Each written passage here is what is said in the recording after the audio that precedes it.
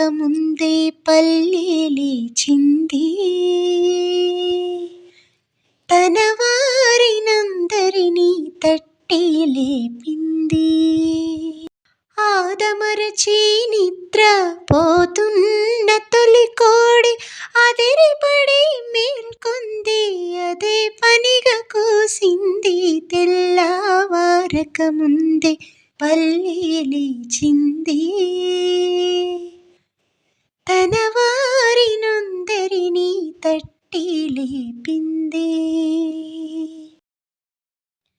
వెలుగు దుస్తులేసుకొని సూర్యుడు తూర్పు తలుపు తోసుకొని వచ్చాడు. పాడు చీకటికెంత భయమేసిందో, పక్క దులుపుకొని ఒకే పరుగు తీసింది. అది చూసి లతలన్నీ పక్కున నవ్వాయి, ఆ నవ్వులే ఇంటింట పువ్వులైనాయి.